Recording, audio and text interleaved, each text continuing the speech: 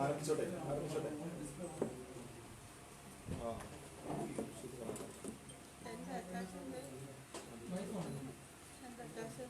മരണത്തിന് ഉത്തരവാദികളായവരെ അറസ്റ്റ് ചെയ്ത് നിയമത്തിന് മുമ്പിൽ കൊണ്ടുവരാതെ ഞങ്ങൾ ആ ബോഡി മറവ് ചെയ്യത്തില്ല. എനിക്ക് നീതി കിട്ടണം. എനിക്ക് 2 പെൺകുഞ്ഞുങ്ങളാണ്. മുമ്പോട്ട് ഇനി ഞാൻ എന്ത് ചെയ്യും? അതില്ലെന്നുണ്ടെങ്കിൽ ഒന്നും ചെയ്തില്ലെന്നുണ്ടെങ്കിൽ അവിടെ തന്നെ ഞാനും എൻ്റെ കുഞ്ഞുങ്ങളും കൂടെ തീരും. എനിക്ക് വയ്യ പറയാം. അദ്ദേഹത്തിന് ഇപ്പോഴത്തെ സാഹചര്യം അറിയാമല്ലോ. ഭർത്താവ് മരണപ്പെട്ടിട്ട് 3 ദിവസം കഴിഞ്ഞു. അദ്ദേഹത്തിന് അതിന്റെ കാര്യങ്ങൾ സംസാരിക്കാനുള്ള ഒരു മാനസികാവസ്ഥയിലല്ല. ഇവിടെ അതിന്റെ തുടർന്നുള്ള കാര്യങ്ങൾ ഇത് ഈ ഇവിടെ ഒന്ന് സംസാരിച്ചാൽ തന്നെ പെട്ടെന്ന് പറയാമോ? ഇപ്പുറത്തേക്ക് മാറി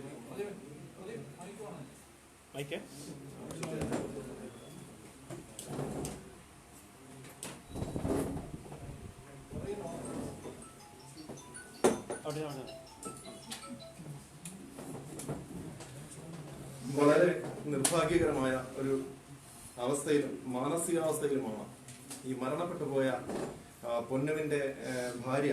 ഈ ഒരു അവസരത്തിൽ ഭർത്താവിന്റെ മൃതദേഹം സംസ്കരിക്കുന്നതിന് മുമ്പേ തന്നെ ഇങ്ങനെ ഒരു പത്രസമ്മേളനം വിളിച്ച് ഈ കാര്യങ്ങൾ ഈ പൊതുജനത്തെ ബോധ്യപ്പെടുത്തുന്നതിന് ഈ മാധ്യമങ്ങളുടെ സഹായം ആവശ്യപ്പെടുന്നത്.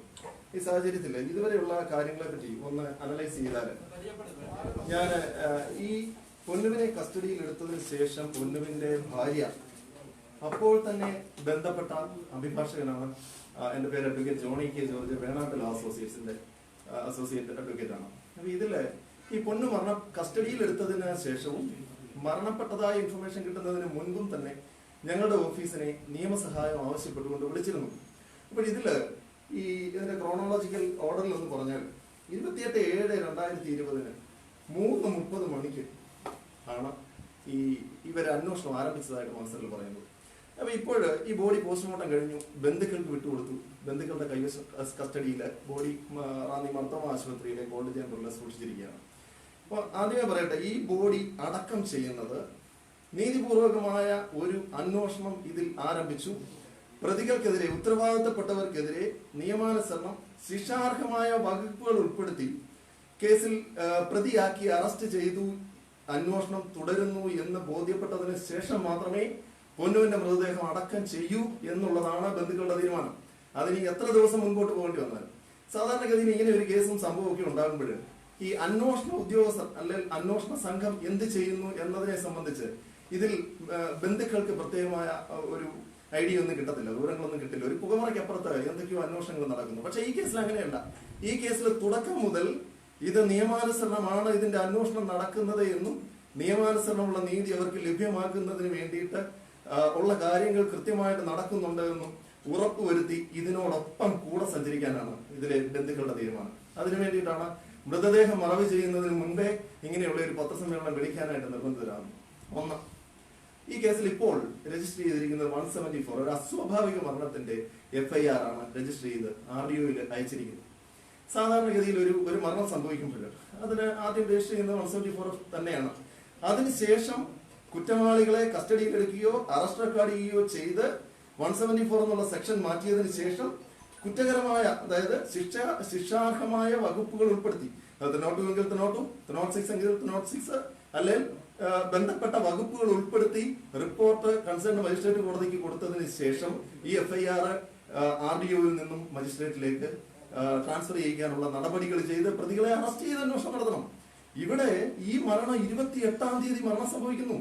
ഇന്ന് ഓഗസ്റ്റ് മാസം 1-ാം തീയതിയാണ്. ഇന്ന് വരെ ഈ പ്രതികളെ അറസ്റ്റ് ചെയ്തിട്ടില്ല, പ്രതികളെ കസ്റ്റഡിയിലെടുത്ത് ചോദ്യം ചെയ്തിട്ടില്ല.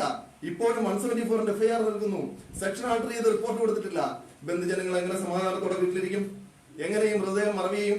അപ്പൊ ഈ സാഹചര്യത്തില് ഇതിൽ സംഭവിച്ചിട്ടുള്ള വളരെ ഗൗരവതരമായ കൃത്യവിലോപങ്ങൾ ഫോറസ്റ്റ് ഡിപ്പാർട്ട്മെന്റിൽ നിന്നും ഒരുപക്ഷെ ഇപ്പോഴത്തെ അന്വേഷണ ഏജൻസിയെ അല്ലെ അന്വേഷിച്ചുകൊണ്ടിരിക്കുന്നവരെ അവിശ്വസിക്കാനൊന്നും ഈ സ്റ്റേജിൽ നമ്മൾ താല്പര്യപ്പെടുന്നില്ല. പക്ഷേ അവർക്ക് സംഭവിച്ചിട്ടുള്ള പ്രൊസീജിയറൽ ഇറഗുലാരിറ്റി അതിനെ ഈ സ്റ്റേജിൽ പോയിന്റ് ഔട്ട് ചെയ്തില്ലെങ്കിൽ തുടർന്ന് വരുമ്പോൾ അത് കൃത്യമായിട്ട് അറിയിക്കാൻ കഴിയാത്ത സാഹചര്യം വരും. അതിന്റെ സാഹചര്യം അവസാനിച്ചു പോകും. അതുകൊണ്ടാണ് ഇപ്പോൾ ഇങ്ങനെ ഒരു പത്രസമ്മേളനം വിളിക്കുന്നത്. ഒന്ന്, ഈ കസ്റ്റഡിയിൽ എടുത്തു എന്നുള്ളത് എസ്റ്റാബ്ലിഷ്ഡ് ആണ്, ഡെത്തും എസ്റ്റാബ്ലിഷ്ഡ് ആണ്. So there is a custody, there is a custodial death. അപ്പൊ ഈ കസ്റ്റഡിയും കസ്റ്റോഡിയൽ ഡെത്തും എസ്റ്റാബ്ലിഷ്ഡ് ആണ്. അതിനെ സംബന്ധിച്ച് ആർക്കും തർക്കമില്ല, ചാനലുകൾക്കും തർക്കമില്ല, ഫോറസ്റ്റിനും തർക്കമില്ല, പോലീസിനും തർക്കമില്ല. So there occurred a custodial death. അപ്പൊ ഈ custodial ഡെത്തിന് 3 ലിംബാകാം. either it can be a custodial murder, or it can be a custodial accident, or it can be a custodial suicide. So ഇവിടെ ബന്ധുക്കൾ പറയുന്നു ഇതൊരു കസ്റ്റോഡിയൽ മർഡർ ആണെന്ന് പറയുന്നു, ഫോറസ്റ്റുകാർ പറയുന്നു ഇത് കസ്റ്റോഡിയൽ സൂയിസൈഡ് ആണ് എന്ന് പറയുന്നു. 3, ഇത് കസ്റ്റോഡിയൽ ആക്സിഡന്റ് ആണ് എന്ന് ആർക്കും ക്ലെയിം ഇല്ല, അങ്ങനെ ഒരു തർക്കവും ആർക്കുമില്ല. അപ്പൊ നമുക്ക് ഇതിനെ ഒന്ന് സൂക്ഷ്മമായിട്ട് പരിശോധിക്കാം. അപ്പൊ കസ്റ്റോഡിയൽ സൂയിസൈഡ് ആണെങ്കിൽ ഇവർക്കെതിരെ ഒഫൻസ് നിൽക്കത്തില്ലേ? കസ്റ്റഡി എന്ന് പറയുന്ന ഒഫൻസ് അതും ആ കസ്റ്റോഡിയൽ സൂയിസൈഡ് ആണ് എന്ന് അവർ പറയുമ്പോൾ തന്നെ അത് കസ്റ്റോഡിയൽ മർഡർ ആണോ അല്ലയോ എന്ന് പറയേണ്ടത് അന്വേഷിക്കുന്ന സംഘമാണ്. അപ്പൊ ഇതില് ഏറ്റവും ഗൗരവമായിട്ട് ചിന്തിക്കേണ്ട കാര്യം, ഈ കിണറിന്റെ വക്കത്ത് വരെ പൊന്നുവിനെ കൊണ്ട് നിർത്തി. ആര് നിർത്തി? കസ്റ്റഡിയിലെടുത്ത ഫോറസ്റ്റുകാർ നിർത്തി. കസ്റ്റഡിയിലെടുത്ത ഫോറസ്റ്റുകാരെ ഈ കിണറിന്റെ വക്കത്ത് വരെ പൊന്നുവിനെ എത്തിച്ചത് നിയമാനുസരണമാണോ? അതല്ലേ ആദ്യം പരിശോധിക്കേണ്ടത്. അപ്പൊ ഇതിന്റെ റിലേറ്റഡ് ആയിട്ടുള്ള സാധാരണ നിങ്ങൾ അഭിഭാഷകര് ഈ പുസ്തകമൊക്കെ ആയിട്ട് പോകുന്നത് കോടതിയിലാണ് വാദം പറയാനായിട്ട്. പക്ഷേ പ്രസ് കോൺഫറൻസിൽ തന്നെ പുസ്തകമായിട്ട് വന്ന് വാദം പറയേണ്ടത് അത്രത്തോളം ഈ കാര്യത്തിൽ മാധ്യമങ്ങൾക്ക് ഇടപെടാൻ കഴിയും എന്നുള്ള ഉറച്ച ബോധ്യത്തോടും വിശ്വാസത്തോടും കൂടിയാണ്.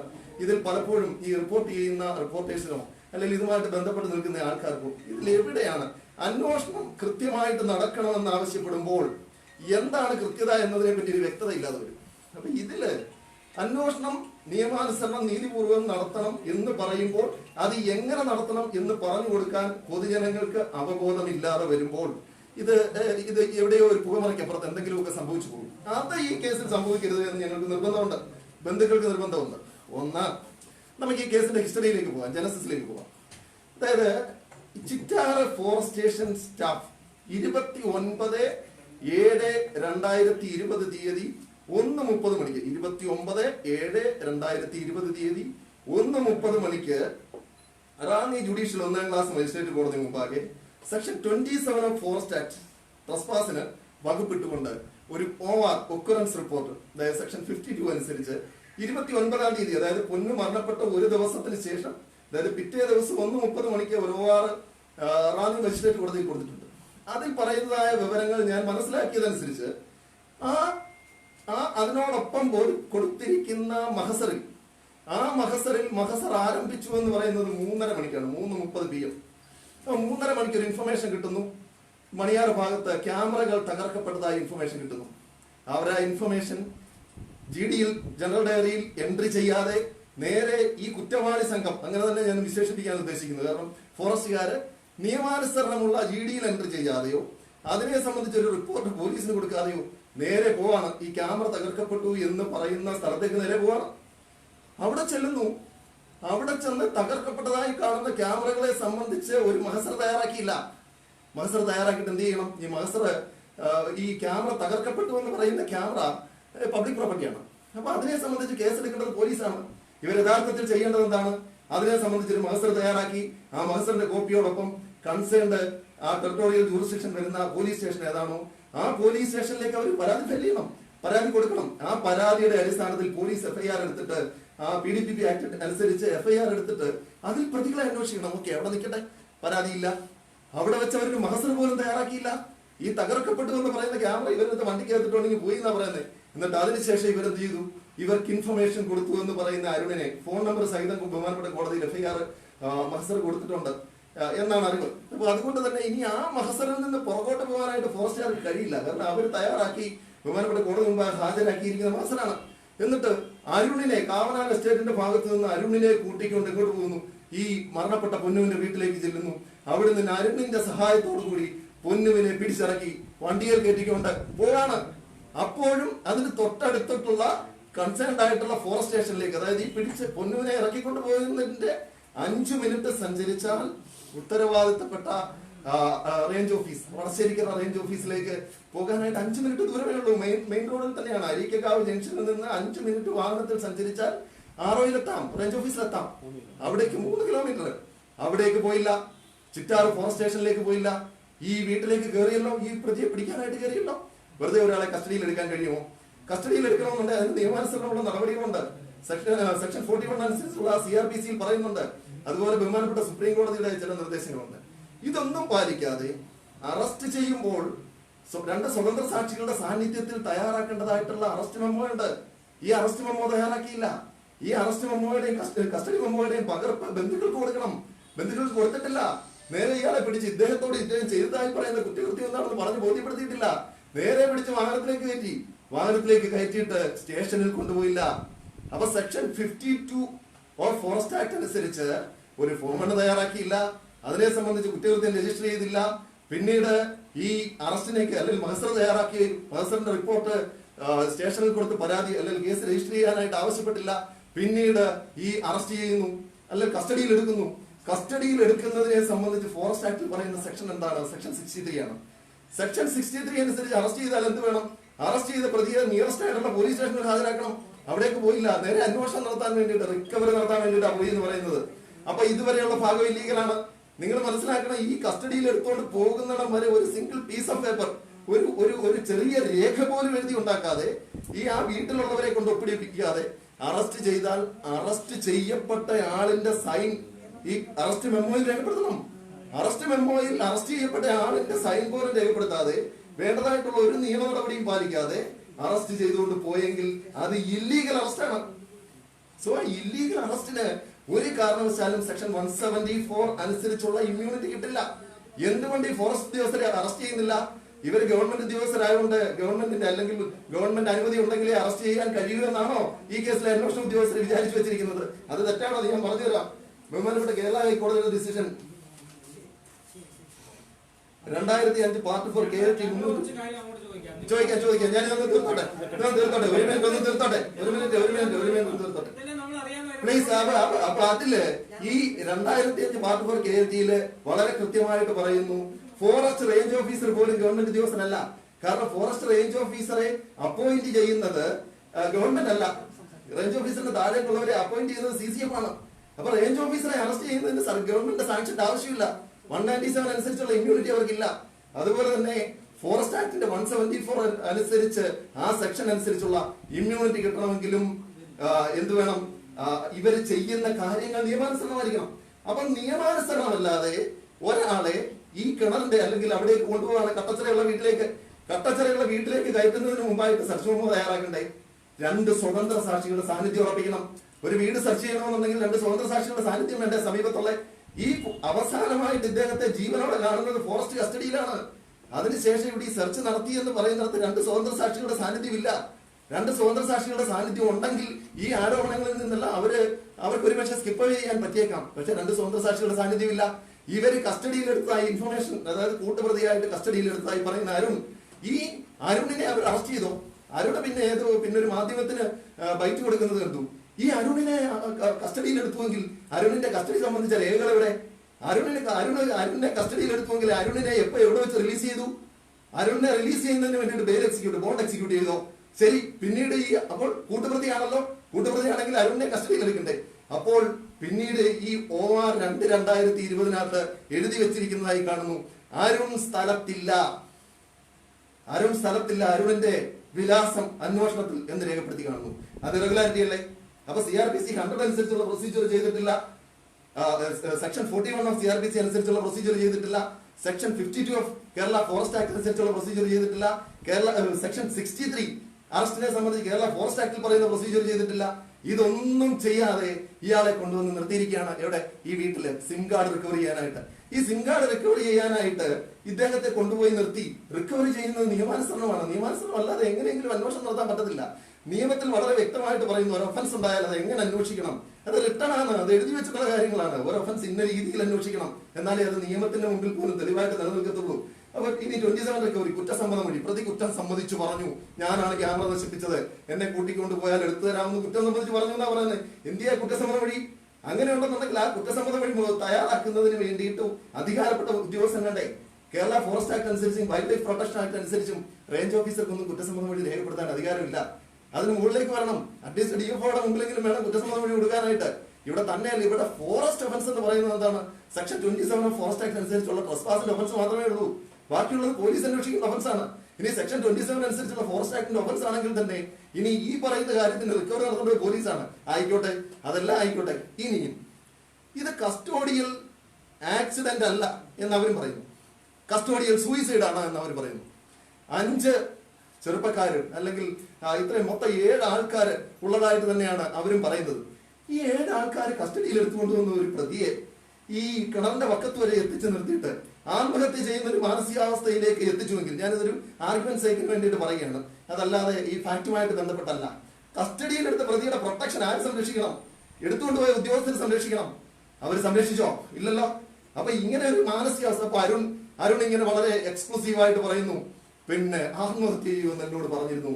അപ്പൊ ആത്മഹത്യ ചെയ്യുന്നു അരുണിനോട് പറഞ്ഞിരുന്നു എന്നുണ്ടെങ്കിൽ അങ്ങനെ ആത്മഹത്യ ചെയ്യും എന്ന് ഈ ഫോറസ്റ്റ് ഉദ്യോഗസ്ഥർക്കും ഇൻഫർമേഷൻ കൊടുത്തിട്ടുണ്ടാവണമല്ലോ.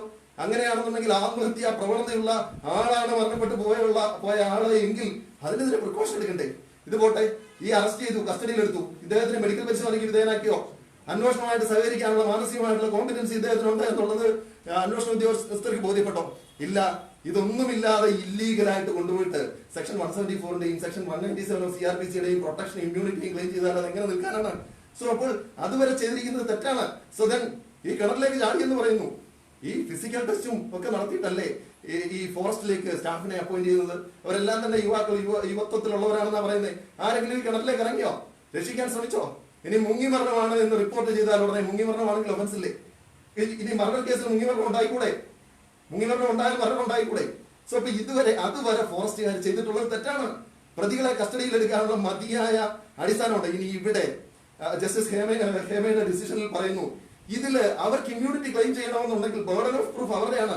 ഇത് തെളിയിക്കണ്ടേ? ഞങ്ങൾ നിയമാനുസരണമാണ് ചെയ്തിട്ടുള്ളത് എന്ന് തെളിയിക്കേണ്ട ബാധ്യത അവരുടേതാണ് ഇവിടെ കോർട്ട് ഓഫ് ലോയിൽ. അതുവരെ അവർക്ക് അവരുടെ ഇമ്മ്യൂണിറ്റി അല്ലെ 174ന്റെ ഇമ്മ്യൂണിറ്റി വെച്ചുകൊണ്ട് അവരെ ഷീൽഡ് ചെയ്ത് നിർത്താനായിട്ട് ഈ പോലീസ് സംവിധാനത്തിന് കഴിയില്ല. ഇതിന്റെ ഒരു അപകടം എന്താണെന്ന് ചോദിച്ചാൽ, ഈ പോലീസ് സംവിധാനത്തിന് ഫോറസ്റ്റ് ആക്ട് ഒരു പക്ഷേ അറിയണമെന്നില്ല. ഫോറസ്റ്റ് ആക്ട് ഒരുപക്ഷെ പോലീസ് സംവിധാനം മനസ്സിലാക്കി വെച്ചിരിക്കുന്നത്, അന്വേഷണ ഏജൻസി മനസ്സിലാക്കി വെച്ചിരിക്കുന്നത് പോലീസുകാർക്ക് നിയമാനുസരണമുള്ള പ്രൊട്ടക്ഷൻ പോലെ തന്നെ ഫോറസ്റ്റുകാർക്കും അങ്ങനെ തന്നെ ഉണ്ടാകുന്നതാണ്. പക്ഷെ കൊള്ളത്തുമില്ല.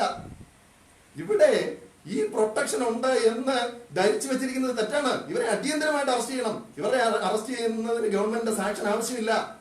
ഇവർ ചെയ്തിട്ടുള്ളത് ഗുഡ് ഫെയ്ത്തിലാണ്, അവർ ചെയ്തിട്ടുള്ളത് ബോണഫൈഡ് ആയിട്ടാണ്, ജെന്യൂൻ ആയിട്ടുള്ള കാര്യങ്ങൾ നിയമാനുസരണമാണ് ചെയ്തിട്ടുള്ളത് എന്ന് അവർ പറയുന്നുവെങ്കിൽ അത് കോടതി മുമ്പാകെ തെളിയിക്കേണ്ട ബാധ്യത അവരുടേതാണ്. ഓക്കെ, അവിടെ നിൽക്കട്ടെ.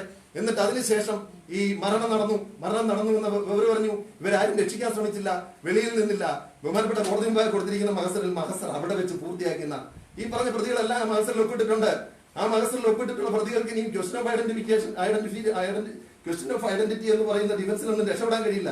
കാരണം അവർ തന്നെ ഒപ്പിട്ട് ബഹുമാനപ്പെട്ട റാന്നി മജിസ്ട്രേറ്റ് കോടതിയിൽ സബ്മിറ്റ് ചെയ്തിട്ടുള്ള ORൽ തന്നെ അവർ സമ്മതിച്ചിട്ടുണ്ട് ഈ പ്ലേസ് ഓഫ് ഒക്കറൻസിൽ അവരെത്തി എന്നുള്ളത്. അപ്പൊ അവിടെ ഒരാളെ ഇല്ലീഗലായിട്ട് കൂട്ടിക്കൊണ്ടുവന്ന് അവിടെ വെച്ച് മരണം സംഭവിച്ചു. വളരെ മൃദു സമീപനമാണ് ഇതിനകത്ത് ഫോറസ്റ്റ് ഡിപ്പാർട്ട്മെന്റ് ചെയ്തിരിക്കുന്നത്. DFO തൊട്ടടുത്ത ദിവസം ബഹുമാനപ്പെട്ട റാന്നി DFO പ്രസ്താവന ഇറക്കിയിരിക്കുന്നു, ആദ്യാന്വേഷണത്തിൽ കുറ്റമില്ല എന്ന്. ആദ്യാന്വേഷണത്തിൽ ഉദ്യോഗസ്ഥർ കുറ്റക്കാരല്ല എന്ന് ബോധ്യപ്പെട്ടിരിക്കുന്നത്. എന്തന്വേഷണം നടത്തിയേ? ആദ്യാന്വേഷണത്തിൽ ഫോറസ്റ്റ് ആക്ട് അനുസരിച്ചുള്ള എന്ത് നടപടി പൂർത്തീകരിച്ചു എന്നാണ് ഇവർ പറയുന്നത്.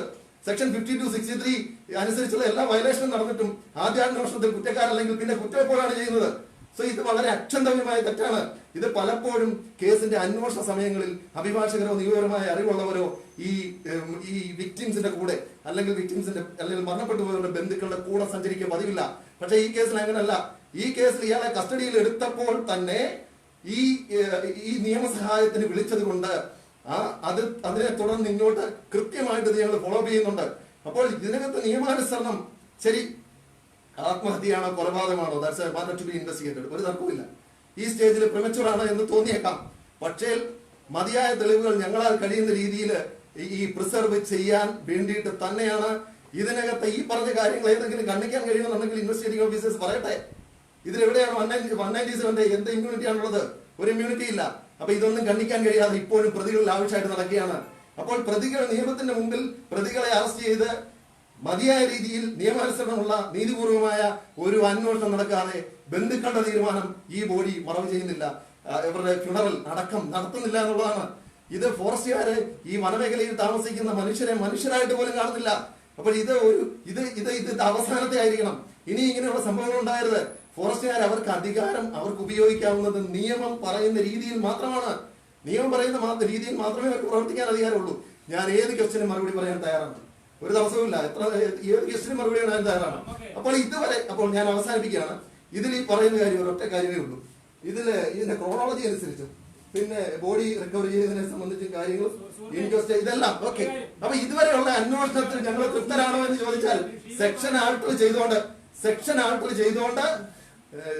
എന്റെ പ്രിയ സുഹൃത്തെ, ഞാൻ താങ്കളുടെ ചോദ്യത്തിന് ഉറപ്പായിട്ട് മറുപടി പറയാം. ഈ സെക്ഷൻ ആൾട്ടർ ചെയ്തുകൊണ്ട് ഈ 174ന്റെ FIR RDOയിൽ നിന്നും മതിയായ സെക്ഷനെ സംബന്ധിച്ച് സെക്ഷൻ ആൾട്ടർ ചെയ്ത് റിപ്പോർട്ട് കൊടുത്ത് കുറ്റക്കാരെ കസ്റ്റഡിയിലെടുത്ത് അന്വേഷണം നടത്തണം അടിയന്തരമായിട്ട്. അതല്ലാതെ ഇവരെയൊന്നും സസ്പെൻഡ് ചെയ്യാൻ പോലും അനുവദിച്ചിട്ടില്ല. ഇതിനകത്തൊന്നും യാതൊരു രാഷ്ട്രീയമോ അല്ലെങ്കിൽ ഒരു മൈലേജോ ഇല്ല. ഇതിനകത്ത് രാഷ്ട്രീയ പ്രതിനിധികളെല്ലാം തന്നെ ആവശ്യപ്പെട്ടിട്ടുണ്ട്. ഇതുമായിട്ട് ബന്ധപ്പെട്ട് വ്യക്തമായ അന്വേഷണം നടത്തണമെന്ന് ആവശ്യപ്പെട്ടിട്ടുണ്ട്. പക്ഷെ ഈ ഡിപ്പാർട്ട്മെന്റിന് ഒരു അനക്കവുമില്ല. ഇവരെ സസ്പെൻഡ് ചെയ്യാൻ തയ്യാറാവുന്നില്ല, കസ്റ്റഡിയിൽ എടുക്കുന്നില്ല. ഇതെന്ത് നീതിയാണ്? മനുഷ്യർ എന്താണ് മനസ്സിലാക്കേണ്ടത്? ഒരാളെ ഇല്ലീഗലായിട്ട് കസ്റ്റഡിയിൽ എടുത്തുകൊണ്ട് പോയി കിണറ്റിൽ ബോഡി കാണുന്നു എന്ന് വിളിച്ചു പറഞ്ഞു കഴിഞ്ഞാൽ ഉത്തരവാദിത്തപ്പെട്ടവർക്ക് 2 കൈ നീട്ടി ഫ്രീ ആയിട്ട് നടക്കാമെന്നോ? അപ്പൊ ഇവിടെ നിയമ സംവിധാനമുണ്ട്. ഇവിടുത്തെ അഭിഭാഷക സമൂഹത്തിന്റെ ഭാഗം എന്നുള്ള നിലയിൽ ഇതിനോടൊപ്പം സഞ്ചരിക്കാൻ ഞങ്ങൾ നിർബന്ധിതരാണ്. Thank you. ഏത് ക്വസ്റ്റ്യനും ചോദിച്ചു.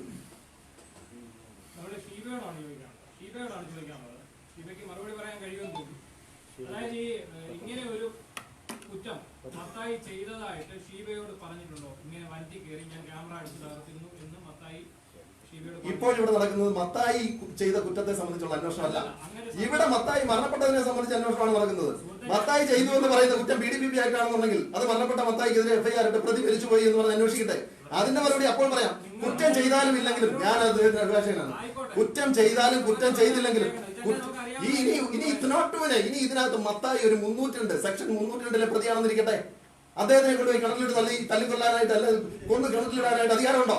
മത്തായി കുറ്റം ചെയ്താൽ എന്താ, ചെയ്തില്ലെങ്കിൽ എന്താ? ഓക്കെ, അതിനകത്ത് പറഞ്ഞു.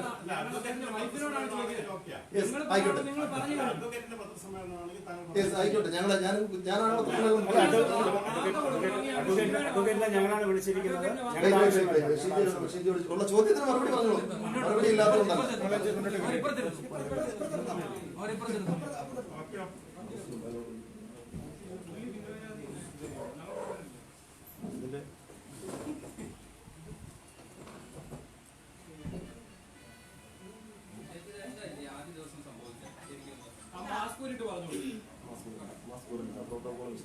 എന്റെ സെക്യൂരിറ്റിയെ ബാധിക്കും. മാസ്ക് വെച്ചുകൊണ്ട് പറഞ്ഞു കഴിഞ്ഞില്ലല്ലോ. അന്നത്തെ ദിവസം മുതലേ ഞാൻ നിങ്ങളോട് പറഞ്ഞതല്ലേ, ഈ ഇത്രയും ദിവസമായിട്ട് നിങ്ങൾ പിന്നെ എന്നെ എന്തൊക്കെ ലോഹിക്കുന്നു. നിങ്ങൾക്കും കുടുംബമുള്ളോ അല്ലയോ? എന്താണ് നിങ്ങൾ എന്റെ മാനസികാവസ്ഥ നിങ്ങൾ മനസ്സിലാവും. ഇതാരാ മനുഷ്യരെ നിങ്ങൾ മനസ്സിലാക്കുക. എന്റെ ജീവനല്ലയോ, എന്റെ കുഞ്ഞുങ്ങളുടെ പപ്പ അല്ലേ, ഞാൻ ആരെ കൊണ്ട് കാണിക്കുന്നു. അതുകൊണ്ടാണ് അതിനെപ്പറ്റി ദിവസമായി വെള്ളം കുടിച്ചിരിക്കുന്നത്. 5 ദിവസമായി ഞാൻ അന്ന് മുതലേ നിങ്ങളോട് എല്ലാം പറഞ്ഞിട്ടുള്ളതാ. കഴിയുമെങ്കിൽ നിങ്ങൾ സഹായിക്കുക. നിങ്ങൾക്ക് എല്ലാവർക്കും കഴിയുന്നത് നിങ്ങൾ സഹായിക്കുക. സംസാരിച്ചിട്ടുള്ള ഈ 5 നിയമത്തിന് ദിവസമായി മുമ്പിൽ വെള്ളം നിങ്ങളല്ലാതെ കുടിച്ചിരിക്കുന്നവരാണ്. ഈ വിഷയങ്ങളെ അവതരിപ്പിക്കാനായിട്ട് നിങ്ങളല്ലാതെ വേറെ ആരുമില്ല. നിങ്ങൾ ഈ ജനങ്ങൾ വിശ്വസിക്കുന്നു. ഈ കണ്ണീരോടെ ഈ ഭർത്താവ് നഷ്ടപ്പെട്ട 2 മക്കളുടെ പിതാവ് നഷ്ടപ്പെട്ട ഒരു സ്ത്രീ ഇങ്ങനെ ഒരു പത്രസമ്മേളനത്തിന് ഒരു മാനസികാവസ്ഥ നിങ്ങൾ 9 അംഗങ്ങളാണ് പൊന്നുമോന്റെ ചെലവിൽ കഴിയുന്ന 9 അംഗങ്ങളാണ്. വിധവയായ ഒരു ഭാര്യയും അവന്റെ പെങ്ങളും 2 മക്കളും, കാലിന് സ്വാധീനം നഷ്ടപ്പെട്ട സ്വന്തം പെങ്ങള്, 85 വയസ്സുള്ള അമ്മ, പിന്നെ ഇവരുടെ 2 പിഞ്ചു കുഞ്ഞുങ്ങള്, 8ഉം 4ഉം വയസ്സായ പിഞ്ചു കുഞ്ഞുങ്ങള്. നിങ്ങൾ ആ ഒരു രീതിയിലൊന്ന് കണ്ടാട്ടോ, ആ രീതിയിലൊന്ന് കണ്ടാട്ടോ. ചോദ്യം ചെയ്യാൻ പറ്റും. വേറെ എന്തെങ്കിലും ഉണ്ടോ? ഇതാണ് ഇതിന്റെ അവസ്ഥ. ഇല്ലീഗലാണ്, പ്യുവർലി ഇല്ലീഗലാണ്. അതിന് നിയമാനുസരണമുള്ള നടപടി എടുക്കണം. ഇതിനകത്ത് വേറെ കാര്യം ചോദിച്ചോട്ടെ. ഇപ്പൊ ഈ പറയുന്ന വനം വകുപ്പിന്റെ കാര്യങ്ങളല്ല ഇല്ലീഗൽ, ഞാൻ സമ്മതിച്ചു. പക്ഷേ പോലീസിന്റെ ഈ അന്വേഷണത്തെ കുറിച്ച് നിങ്ങൾ എന്ത് പറയും? അന്വേഷണത്തെ സംബന്ധിച്ച് ഞാൻ പറഞ്ഞല്ലോ, ഈ അന്വേഷണത്തിൽ ഈ നിമിഷം വരെയുള്ള അന്വേഷണത്തിൽ ഒരു പക്ഷേ അന്വേഷണ ഉദ്യോഗസ്ഥർ തെറ്റിദ്ധരിച്ചിരിക്കുന്നത് ഇവർക്ക് ഇമ്മ്യൂണിറ്റി ഉണ്ടെന്നാണ്. പ്രതികൾക്ക് ഇമ്മ്യൂണിറ്റി ഇല്ല, ഇൻഡംനിറ്റി ഇല്ല. സെക്ഷൻ 174 അനുസരിച്ചോ സെക്ഷൻ 197 CRPC അനുസരിച്ചുള്ള ഇമ്മ്യൂണിറ്റി ഇവർക്ക് ഇവരെ അറസ്റ്റ് ചെയ്യണം, അടിയന്തരമായിട്ട് അറസ്റ്റ് ചെയ്യണം. പോലീസ് ചെയ്യേണ്ട നടപടിക്രമങ്ങൾ പോലീസും പാലിച്ചിട്ടില്ല. നിങ്ങൾ ഈ വനംവകുപ്പിന്റെ കാര്യം പറഞ്ഞാൽ പോലീസും പാലിച്ചിട്ടില്ലല്ലോ. പോലീസ് ചെയ്യുന്ന നടപടിക്രമങ്ങൾ പാലിക്കാനായിട്ട് പോലീസ് ബാധ്യസ്ഥരാണ്. അതിനാണ് ഞങ്ങൾ ഇതൊക്കെ ചെയ്യുന്നത്. പോലീസ് പാലിച്ചു എന്ന് പൂർണ്ണമായിട്ട് വിശ്വസിക്കുന്നുണ്ടെങ്കിൽ ഇങ്ങനെ ഒരു പത്രസമ്മേളനത്തിന്റെ ആവശ്യമില്ലല്ലോ. പ്രതികളെ അറസ്റ്റ് ചെയ്യണ്ടേ? പ്രതികളെ അറസ്റ്റ് ചെയ്ത് സെക്ഷൻ ഇടണമെന്നേ. ഇത് 302 ആണോ 306 ആണോ എന്നുള്ളത് രണ്ടാമത്തെ കാര്യം. പക്ഷെ 362 364 വെച്ചുള്ള ഒഫൻസ് ഇല്ലേ? 362 364 ഇല്ലേ? അബ്ഡക്ഷൻ ഇല്ലേ? അബ്ഡക്ഷൻ ലൈഫ് കിട്ടുന്ന പണിഷബിൾ ആയിട്ടുള്ള ഒഫൻസ് അല്ലേ? ദെൻ മോറോവർ അതിന്റെ ഫർദർ സെക്ഷനിലേക്ക് വന്നു കഴിഞ്ഞാൽ ഇതൊക്കെ ശരിക്കും ഈ 141 വരുന്നുണ്ട്. ഇത് 302 ആണോ 306 ആണോ എന്നുള്ളതിനെ സംബന്ധിച്ച് തർക്കമുള്ളൂ. ഇനി ആത്മഹത്യയാണ് എന്നുണ്ടെങ്കിൽ ആത്മഹത്യയുടെ പ്രേരണ ആരാണ്? ഫോറസ്റ്റ് ഉദ്യോഗസ്ഥരല്ലേ? അതിന് 306 അനുസരിച്ചുള്ള ഒഫൻസ് ഇല്ലേ? 306 ഒഫൻസ് ഇല്ലേ? അത് ഇവരെ എക്സോണറേറ്റ് ചെയ്യാൻ പറ്റുമോ? ആസച്ച് മുങ്ങി മരണമാണ്. എന്താണ് പ്രത്യേകത? മുങ്ങി മരണത്തിൽ മരണം സംഭവിച്ചുകൂടെ? എന്താണിത്? ഇരുട്ടുകൊണ്ട് ഓട്ടയടയ്ക്കാൻ ശ്രമിക്കുകയാണ് അന്വേഷണ ഉദ്യോഗസ്ഥരെ. ഈ ഫോറസ്റ്റ് ആക്ട് അനുസരിച്ച് ഇവർക്ക് എന്തോ ഒരു ഇമ്മ്യൂണിറ്റി ഉണ്ട് എന്നുള്ള ധാരണയിലാണ് ഈ പ്രതികളെ അറസ്റ്റ് ചെയ്യാത്തത് എങ്കിൽ ഇതിന്റെ നിയമം ഇതാണ്. ഇതല്ല നിയമം എന്നുണ്ടെങ്കിൽ അവരെ എസ്റ്റാബ്ലിഷ് ചെയ്യട്ടെ. ഇവരെ അറസ്റ്റ് ചെയ്യുന്നതിന് നിയമപരമായ തടസ്സമുണ്ട് എന്ന്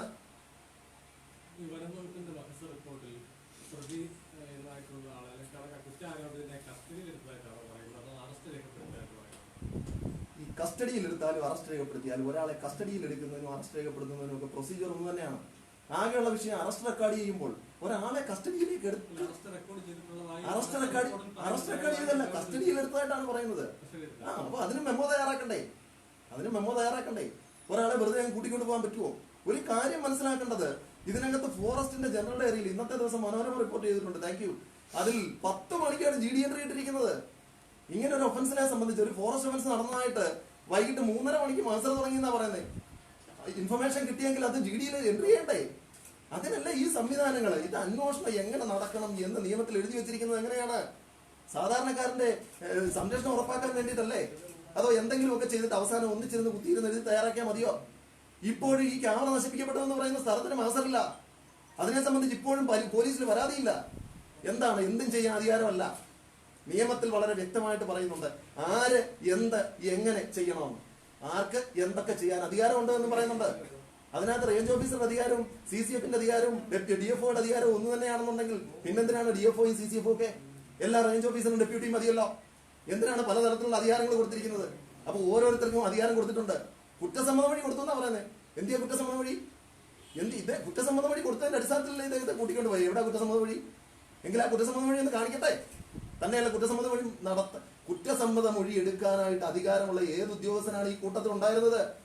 ആട്ടെ, അധികാരമുള്ള ഉദ്യോഗസ്ഥന് മുമ്പ് പ്രതിയെ ഹാജരാക്കിയോ? എന്താണ് ഇങ്ങനെ കണ്ണടയ്ക്കുന്നത്? ഇങ്ങനെ നമുക്ക് ഇവിടെ കണ്ണു തുറന്നിരിക്കുന്നത് മാധ്യമങ്ങളാണ്. ആ മാധ്യമങ്ങൾ ഇതിനകത്ത് വളരെ ഗൗരവമായിട്ട് ഇടപെടണം. ഇതിനകത്ത് നീതി മാത്രമേ ആവശ്യപ്പെടുന്നുള്ളൂ. 2 കുഞ്ഞ് അദ്ദേഹത്തിന്റെ വീട്ടിൽ, ഈ ഒരാളോ രണ്ടോ, ഒരു ന്യൂക്ലിയർ ഫാമിലി അല്ല. അദ്ദേഹത്തിന്റെ ഭാര്യ, 2 കുഞ്ഞുങ്ങള്, ഒരു വികലാംഗയായ സഹോദരി വീൽചെയറിലാണ്, ഒരു ഭർത്താവ് മരണപ്പെട്ടു പോയ സഹോദരിയും 2 കുഞ്ഞുങ്ങളും, വൃദ്ധയായ മാതാവ്. ഇത്രയും ആൾക്കാരെ സംരക്ഷിക്കുന്നതാണ് ഇതിനകത്ത്. അല്ലാതെ ഒരു ഇല്ലീഗൽ മൈലേജ് ഒന്നും എടുക്കാനായിട്ട് ആഗ്രഹിക്കുന്നില്ല. നിയമാനുസരണം അന്വേഷണം നടക്കണം. ഇതാണ് നിയമം. ഇതാണ് കൃത്യമായിട്ട് പോകുന്നത്. ഇത് അന്വേഷണ ഏജൻസികൾ ഇതിന്റെ ഗൗരവം ഏറ്റെടുത്തുകൊണ്ട് വളരെ അടിയന്തരമായിട്ട് പ്രതികളെ അറസ്റ്റ് ചെയ്ത് അന്വേഷിക്കണം. പിന്നെ ഈ കേസിനെ സംബന്ധിച്ച് പോലീസിന് ഇൻഫർമേഷൻ, ഞാൻ ബഹുമാനപ്പെട്ട പത്തനംതിട്ട പോലീസ് ചീഫും ഞാനുമായിട്ട് സംസാരിക്കുന്നതിന്റെ വോയിസ് റെക്കോർഡിംഗ് ഉണ്ട്. ഇത് ലീഗലി ഞാൻ പോലീസ് ചീഫിനെ ഞാൻ വിവരം അറിയിച്ചു. എന്റെ വോയിസ് ഉണ്ട്. ആവശ്യമായ സമയത്ത് ഞാൻ ഹാജരാക്കാം. ആ വോയിസ് റെക്കോർഡിംഗിൽ വളരെ കൃത്യമായിട്ട് ഞാൻ ആവശ്യപ്പെടുന്നുണ്ട് ഇതുമായിട്ട് ബന്ധപ്പെട്ട മുഴുവൻ, ഈ കേസുമായിട്ട് ബന്ധപ്പെട്ട മുഴുവൻ സീനും ഗാർഡ് ചെയ്യണമെന്ന്. ആ സീൻ ഗാർഡ് ചെയ്യണമെന്ന് ഞാൻ 1090 വിളിച്ചിട്ട് ക്രൈം ഷോപ്പറിൽ വിളിച്ചിട്ട് ഞാൻ പെട്ടെന്ന് വേറെ അറിയിച്ചു. കാരണം ഇതിന്റെ പ്ലേസ് ഓഫ് ഒക്കറൻസ് വരാൻ സാധ്യതയുള്ളത് ഏതൊക്കെയാണ്? Chittar forest station. Chittar forest station അപ്പോൾ തന്നെ ഇതുപോലുള്ള ഗൗരവമായ ഇതൊരു ഗ്രേവ് ഒഫൻസ് ആണ്. എക്സ്പ്രസ് റിപ്പോർട്ട് കൊടുക്കാനും മാത്രം ഗൗരവമുള്ള ഒരു ഗ്രേവ് ഒഫൻസ് ആണ്. ഇതിന് ആദ്യം ഗാർഡ് ചെയ്യേണ്ടത് എവിടെയാണ്? ചിറ്റാർ ഫോറസ്റ്റ് സ്റ്റേഷൻ ഫ്രീസ് ചെയ്യണമായിരുന്നു ആ സമയത്ത് തന്നെ. അതിനുള്ള അധികാരം ഒരു മർഡർ കേസ് അന്വേഷിക്കുന്ന അന്വേഷണ ഉദ്യോഗസ്ഥനുണ്ട്. അപ്പം ഇത് മർഡർ ആയിക്കോട്ടെ, 174 അൺനാച്ചുറൽ ഡെത്ത് ആയിക്കോട്ടെ, അത് അപ്പോൾ തന്നെ ഫ്രീസ് ചെയ്ത് ആ രേഖകൾ കസ്റ്റഡിയിൽ എടുക്കണം. എന്തിനു വേണ്ടിയിട്ടാണ്? കൂടുതലായിട്ടുള്ള രേഖകൾ കെട്ടിച്ചമയ്ക്കാനായിട്ടുള്ള സാഹചര്യവും കൊടുക്കരുത്, അതിനു വേണ്ടിയിട്ട്. അപ്പോൾ അങ്ങനെയുള്ള സാഹചര്യം ഉണ്ടായതിനകത്ത്, കാരണം 10 മണിക്ക് GD യിൽ എൻട്രി ചെയ്യണമെന്നുണ്ടെങ്കിൽ 6:30 മണിക്ക് മരിച്ചു എന്നാണല്ലോ പറയുന്നത്. 6:30 മണിക്ക് മരിച്ചതിന് ശേഷവും ഇങ്ങനെ ആരോപണ വിധേയമായ ഒരു ഓഫീസിൽ ഈ കേസുമായിട്ട് ബന്ധപ്പെട്ട് തന്നെ രേഖകൾ ഉണ്ടാക്കപ്പെട്ടു രാത്രി 10 മണിക്ക്. അപ്പോൾ അവിടെ ഗാർഡ് ചെയ്തിരുന്നു എന്നുണ്ടെങ്കിൽ അങ്ങനെ ഒരു രേഖ ഉണ്ടാക്കാൻ പറ്റുമോ? അപ്പോൾ പലപ്പോഴും അന്വേഷണത്തിൽ ഈ ഒരു ക്രിമിനൽ ഇൻവെസ്റ്റിഗേഷനിലെ ആദ്യത്തെ മണിക്കൂറുകൾ എന്ന് പറയുന്നത് the golden hours of investigation എന്നാണ് പറയപ്പെടുന്നത്. ആ സമയത്ത് ഉണ്ടാകുന്ന സീരിയസ് ആയിട്ടുള്ള ലാച്ചസ് ഉണ്ട്. ആ ലാച്ചസ് ഒക്കെ തന്നെ മുന്നോട്ടുള്ള കേസിന്റെ വിചാരണയെയും കേസിന്റെ അവസാനത്തെ വളരെ ഗൗരവമായിട്ട് ബാധിക്കുന്നതാണ്. അതുകൊണ്ട് തന്നെയാണ് ഇതിനകത്ത് ഒരു വിട്ടുവീഴ്ചയും ചെയ്യാതെ കൂടെ നിന്നിട്ടിതാണ് അവസ്ഥ. ഞാൻ പറഞ്ഞത് നിയമാനുസൃതമായ കാര്യങ്ങൾ ഒരു പബ്ലിക് വിജിൽ കൂടെ നിന്നിട്ട് ഇതാണ് അവസ്ഥയെങ്കിൽ, ബ്ലൈൻഡ് ആയിട്ട് നടക്കുന്ന ആരും പ്രതികരിക്കാനില്ലാത്തവരുടെ ഒരു മരണമാണ് സംഭവിക്കുന്നതെങ്കിൽ അവരുടെ അവസ്ഥ എന്താവും? സോ ഇതിനകത്ത് അതെ,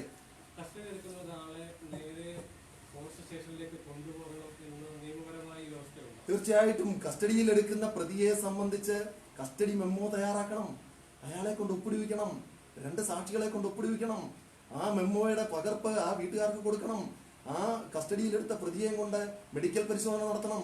അദ്ദേഹത്തിന്റെ ശരീരത്തിലെ എല്ലാ മാർക്കുകളും എല്ലാ ഇഞ്ചുറീസും ഉണ്ടെങ്കിൽ അത് മാർക്ക് ചെയ്യണം. അങ്ങനെ നടക്കുന്ന മെഡിക്കൽ പരിശോധനയുടെ ഒരു കോപ്പി കസ്റ്റഡിയിലെടുത്ത ആളിനോ അദ്ദേഹം നിർദ്ദേശിക്കുന്ന ആളിനോ നൽകണം. Section 63 of forest act, Kerala forest act. ഇത് ഞാൻ അല്പം ലീഗലി തന്നെ പോകാം. നമുക്ക് സെക്ഷൻ 63 ഞാനത് വായിച്ചു കേൾപ്പിക്കാം നിങ്ങളെ കൺവിൻസ് ചെയ്യുന്നതിന് വേണ്ടിയിട്ട്. Section 63, power to arrest without warrant. Any person arrested under this section shall be informed as soon as may be of the ground of arrest and shall forthwith be taken or sent to the nearest police station, and the office in charge of such a station shall thereupon act according to law. ഇത് കൃത്യമായിട്ട് എഴുതി വെച്ചിരിക്കുകയാണ് forest act. അതെ, അത് തന്നെയാണ്. ശരി, ആയിക്കോട്ടെ. Custody ആണെങ്കിൽ ഈ കസ്റ്റഡി ഏത് സംബന്ധമായിട്ട് കസ്റ്റഡിയിൽ എടുത്തു? അന്വേഷണത്തിന്റെ ഭാഗമായിട്ടോ? അന്വേഷണത്തിന്റെ ഭാഗമായിട്ട് ഒരാളെ കസ്റ്റഡിയിൽ എടുക്കുന്നതാണ്. അതിൻ്റെതായ പ്രൊസീജിയർ ഉണ്ട്. ഒരാൾ ഒരു കേസിൽ പ്രതിയാണ് എന്നുള്ള ഒരു വിശ്വസനീയമായ വിവരം ലഭിക്കുന്നു. ആ പ്രതിയോട് അന്വേഷണത്തിന് സഹകരിക്കാനായിട്ട് CRPC 41 അനുസരിച്ച് നോട്ടീസ് കൊടുക്കണം. നോട്ടീസ് കൊടുത്തിട്ട് അയാളോട് അന്വേഷണത്തിന് ഹാജരാകാൻ ആവശ്യപ്പെടണം. അല്ല വീട്ടിൽ കയറിയിട്ട് എതിരേലുമൊക്കെ കൊണ്ടുപോയിട്ട് അപകടകരമായ അസ്വാഭാവികമായ സാഹചര്യത്തിൽ മരിച്ചു എന്ന് അറിയിക്കുന്നതാണോ അന്വേഷണം? അങ്ങനെയാണെന്നുണ്ടെങ്കിൽ ഇന്ന് നിങ്ങളും ഞാനും ആരും സുരക്ഷിതരല്ല. നിയമം നമുക്ക് നിന്ന് സുരക്ഷിതത്വമില്ല. സാധാരണ ജനങ്ങൾക്ക് ആരാണ് ഇവിടെ സുരക്ഷിതര്? ഏത് പോലീസ് സംവിധാനം അല്ലെ ഏത് ഫോറസ്റ്റ് സംവിധാനത്തിന് നമ്മുടെ വീട്ടിൽ കൊണ്ടുവന്ന് അറസ്റ്റ് ചെയ്യുന്നില്ല, കസ്റ്റഡിയിലാണ് എടുത്തുകൊണ്ട് പോകുന്നതെന്ന് തൂക്കിയെടുത്തുകൊണ്ട് പോയിട്ട് ഏതെങ്കിലും കിടത്തിക്കൊണ്ട് തള്ളിയിട്ടാൽ മതിയാ? സോ ഇത് ഇല്ലീഗലാണ്. ഇത് ഈ പൊന്നുവിന്റെ മരണത്തിന് മാത്രം പ്രശ്നമല്ല. ഇവിടെ മലയോര മേഖലയിൽ ജീവിക്കുന്ന ഓരോ വ്യക്തികളുടെയും സുരക്ഷിതത്വത്തിന്റെ, ജീവന്റെ സുരക്ഷിതത്വത്തിന്റെ പ്രശ്നമാണ്. ഇത് വളരെ ഗൗരവമുള്ള പ്രശ്നമാണ്. ഇതിനകത്ത് ഇങ്ങനെ ഒരു മെല്ലപ്പോക്ക് നയം പറ്റില്ല. ഇത് വളരെ ഗൗരവമുള്ള വിഷയമാണ്. ഇപ്പോൾ ആദരാഞ്ജലികൾ എന്നാണ് പൊന്നുവിന്റെ പോസ്റ്റർ അടിച്ച് വണ്ടികളിലൊക്കെ ഒട്ടിച്ചിരിക്കുന്നത്. നാളെ ജസ്റ്റിസ് ഫോർ പൊന്നു എന്ന് പറയുന്ന ഹാഷ്ടാഗിൽ ഈ വാഹനങ്ങളിലെല്ലാം തന്നെ, അല്ലെങ്കിൽ അതീവ ഇത് വളരെ വൈഡായിട്ട് തന്നെ കേരളം ഒട്ടുക്ക് എല്ലാ വാഹനങ്ങളിലും, അല്ല ഇതുമായിട്ട് ബന്ധപ്പെട്ട് നിൽക്കുന്ന എല്ലാ വാഹനങ്ങളിലും ആദരാഞ്ജലികൾ എന്നുള്ളത് മാറ്റിയിട്ട് ആദരാഞ്ജലി അർപ്പിച്ചിട്ട് അവസാനത്തെ ഓഫീസും ചൊല്ലി വീട്ടിൽ പോകുന്ന ഒരു സംവിധാനം ഈ കേസിൽ ഉണ്ടാവില്ല. ആദരാഞ്ജലികൾ മാറ്റിയിട്ട് ജസ്റ്റിസ് ഫോർ പൊന്നു എന്നുള്ള ഹാഷ്ടാഗിൽ അങ്ങനെ എംപ്ലപ്പതിച്ചുകൊണ്ട് ഈ കേരളത്തിൽ ഒട്ടുക്ക് വളരെ ഗൗരവതരമായ ജനകീയ മുന്നേറ്റത്തിനെതിരെ ഉണ്ടാകും. അതിനുശേഷം മാത്രമേ പൊന്നുവിന്റെ ബോഡി മണ്ണിലേക്ക് ചേർത്തുള്ളൂ. അതാണ് ഇവിടുത്തെ തീരുമാനം. അപ്പൊ ഇത് വളരെ ഗൗരവമുള്ള വിഷയമാണ്. പിന്നെ അതിൻ്റെതായ ഗൗരവത്തിൽ കാണണം പ്ലീസ്. പോലീസിനെ ഇങ്ങനെയുള്ള തീരുമാനം നമ്മൾ അവരെ അറിയിച്ചിട്ടുണ്ട്. പോലീസിനെ ഇൻഫോം ചെയ്തിട്ടുണ്ട്. പിന്നെ അത് ഒരു ഫോർമലായിട്ട് ഇൻഫോം ചെയ്യേണ്ട പ്രൊവിഷൻ ഒന്നും ഇല്ലാത്തതുകൊണ്ട് ഫോണിൽ നമ്മൾ പറഞ്ഞിട്ടുണ്ട്, ഇപ്പോൾ അടക്കുന്നില്ല, ഇതാണ് ഞങ്ങളുടെ തീരുമാനമെന്ന്. അപ്പോൾ നിങ്ങൾ ഇതിനകത്ത് വളരെ ഗൗരവപരമായിട്ട് ഇടപെടാൻ പറ്റും. ഒരുപക്ഷെ റിപ്പോർട്ടേഴ്സ് എല്ലാം ഈ നിയമത്തിന്റെ സെക്ഷനെ സംബന്ധിച്ചൊന്നും ഉള്ളവരുണ്ടാവാം, അറിവും ബോധ്യവും ഉള്ളവരുണ്ടാവാം, നല്ലത് തന്നെ. പക്ഷെ എല്ലാവരും വെൽവെസ്റ്റ് ആവണമെന്നില്ല. സോ ഇതാണ് ഇതിന്റെ ഫാക്ട്, ഇതാണ് ഇതിന്റെ വസ്തുത, ഇതാണ് ഇതിന്റെ നിയമം, ഇതാണ് ഇതിന്റെ പ്രൊസീജിയർ, ഇതാണ് മുന്നോട്ട് പോകേണ്ടത്. ഇനി സംഭവിക്കേണ്ടത് അതിന്റെ മുന്നോട്ട് നടക്കേണ്ടതായിട്ടുള്ള കാര്യങ്ങൾ ഇതാണ്. ഇത് വളരെ ഗൗരവപരമായ പ്രശ്നമാണ്.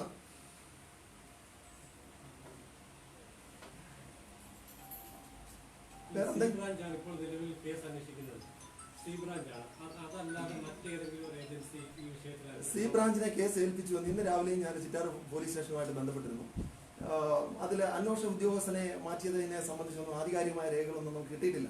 ഇദ്ദേഹത്തിന്റെ ഒരു മൊഴി രേഖപ്പെടുത്തിയതായിട്ട് പറയുന്നു. ആ മൊഴിയുടെ പകർപ്പ് പോലും ലഭിച്ചിട്ടില്ല. സോ അപ്പോഴേ ഇതിൽ അന്വേഷണം ഏത് നിലയിലേക്ക് പോകുന്നു? പോസ്റ്റ്മോർട്ടം ചെയ്ത് ബോഡി വിട്ടുകിട്ടി. അന്വേഷണ ഉദ്യോഗസ്ഥർ ഇതിന്റെ അന്വേഷണത്തിൽ എവിടെ വരെ പുരോഗമിച്ചു എന്നുള്ളതിനെ സംബന്ധിച്ച് ഇതുവരെ സെക്ഷൻ ആൾട്ടർ ചെയ്യാതെ ചെയ്ത് റിപ്പോർട്ട് കൊടുക്കുകയോ പ്രതികളെ അറസ്റ്റ് ചെയ്യുകയോ ചെയ്യാതിരിക്കുന്നത് കൊണ്ടാണ് ഇങ്ങനെ ഒരു പത്രസമ്മേളനം നടത്തേണ്ടി വരുന്നത്. അപ്പോൾ അതിൽ നിന്ന് മനസ്സിലാക്കേണ്ടത് എന്താണ്? സെക്ഷൻ ആൾട്ടർ ചെയ്തിട്ടില്ല, പ്രതികളെ കസ്റ്റഡിയിൽ എടുത്തിട്ടില്ല. അപ്പോൾ ഇവിടെ അന്വേഷണ ഏജൻസി എത്തി നിൽക്കുന്നു. അന്വേഷണ ഏജൻസിക്ക് അവരുടേതായ രഹസ്യ സ്വഭാവമുണ്ട്, അവരുടേതായ കേസ് അന്വേഷിക്കുന്നതിന്റെ മോഡ് ഓഫ് എൻക്വയറി ഉണ്ട്. അത് അവർ ആ വഴിക്ക് തന്നെ പൊക്കോട്ടെ. പക്ഷെ പുറമേ നിന്ന് നോക്കുമ്പോൾ ഇങ്ങനെയുള്ള ഇറഗുലാരിറ്റികൾ ഇതിനകത്ത് സംഭവിക്കുന്നു എന്ന് അതിൻ്റെതായ സമയത്ത് നിങ്ങളെ അറിയിക്കണ്ടേ? സാധാരണ ഇങ്ങനെയൊക്കെ സംഭവം ഉണ്ടാകുമ്പോൾ എന്താണ്? കൊണ്ടുപോയി അടക്കി കഴിയുന്നതോടെ ഈ വിഷയം അവസാനിക്കും. ഇതങ്ങനെയല്ല. ഇതിന്റെ അന്വേഷണത്തിൽ കൂടെ സഞ്ചരിക്കാനാണ് ബന്ധുക്കളുടെ തീരുമാനം. ഇതിന്റെ ജനകീയ മുന്നേറ്റം ആ നാട്ടുകാർ മാത്രമല്ല, കേരളത്തിൽ അങ്ങോളം ഇങ്ങോളം ഉള്ള മലയോര വനമേഖലയിൽ താമസിക്കുന്ന കർഷകരുടെ തീരുമാനം അതാണ്. ഇത് കേരളത്തിന്റെ അങ്ങേയറ്റത്ത് നിന്ന് ഇതുമായിട്ട് ബന്ധപ്പെട്ട് വന്നിട്ടുള്ള ആൾക്കാർ ഇവിടെ കൂടെ ഉണ്ട്. അദ്ദേഹം ഈ വിഷയമല്ല, ഒരു മലയോര കർഷകന്റെ മരണം പറഞ്ഞുകൊണ്ട് കോഴിക്കോട് പെരിന്തൽമണ്ണയിൽ നിന്ന് സഞ്ചരിച്ചു വന്നതാണ് ഈ വിഷയത്തിൽ. ഇതൊരു ചെറിയ വിഷയമല്ല. ഇത് കേരളത്തിന്റെ വനമേഖലയിൽ താമസിക്കുന്ന തെക്കേയറ്റം മുതൽ വടക്കേയറ്റം വരെ വനമേഖലയിൽ താമസിക്കുന്ന മുഴുവൻ ആൾക്കാരും മുന്നേറ്റത്തിന്റെ ഭാഗമാകും. ഇതല്ലാതെ കട്ടച്ചിറക്കാരനൊരു പാവം പിടിച്ച കൃഷിക്കാരനൊരു പൊന്നു കിണറ്റിൽ ആത്മഹത്യ ചെയ്തു വന്ന് കൈയടി പോകാനായിട്ട് ഈ കേസിൽ, ഈ വിഷയത്തിൽ ഇത് അനുവദിക്കത്തില്ല. ഇതൊരു വലിയ ജനകീയ മുന്നേറ്റമായി മാറും. ഒരു തർക്കവുമില്ല. പറഞ്ഞു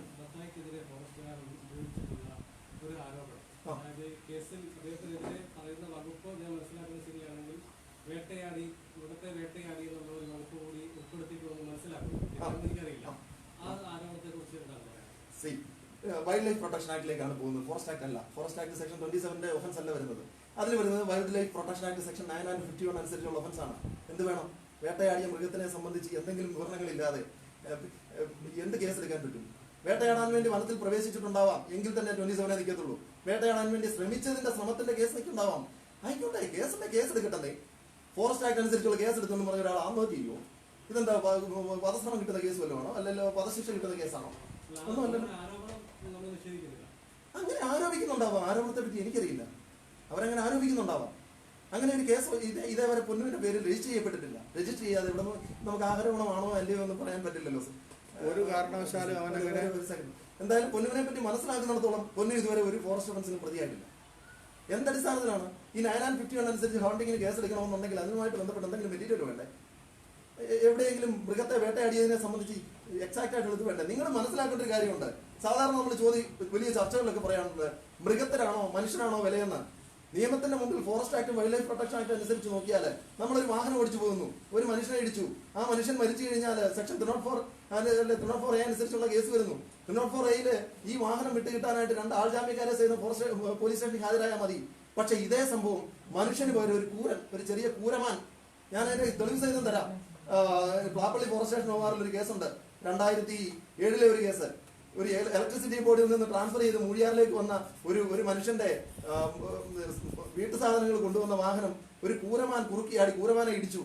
ആ വാഹനം വിട്ട് കിട്ടാനായിട്ട് 2 ജാമ്യക്കാർ പോരാ. ആ വാഹനത്തിന്റെ വില കെട്ടി വെച്ച് ബോർഡിലാണ് വിട്ടത്. 3 ലക്ഷത്തിൽ പരം രൂപ. അപ്പൊ ഇവിടെ ആർക്കാണ് വില?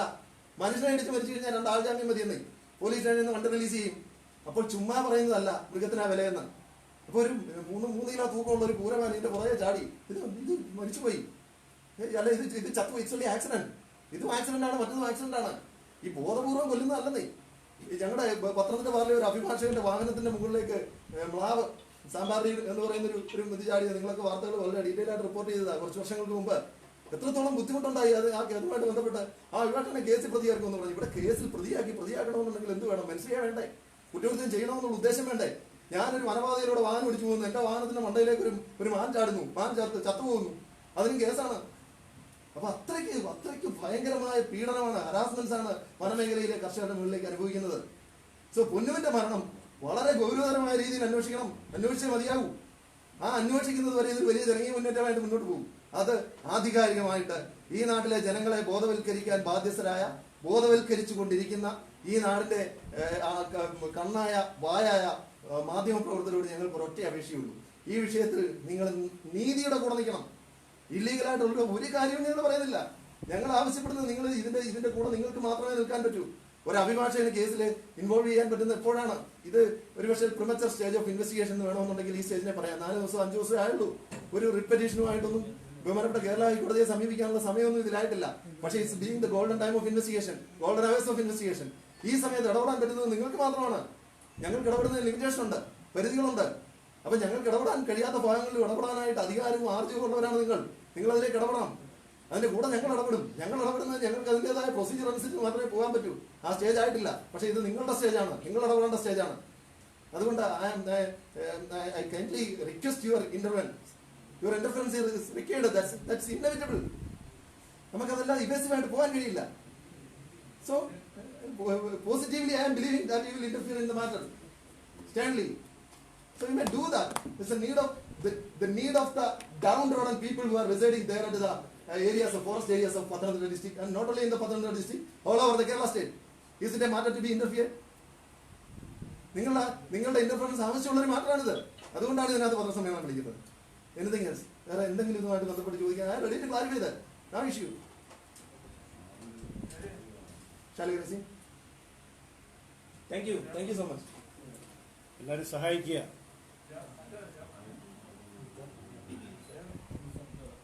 അതെ, വിൽസൺ സഹോദരനാണ്, ഭാര്യയാണ് ജോണി കെ ജോർജ്. അതെ ചുവന്നാട് പത്രപ്രവർത്തകരോട് ഞാൻ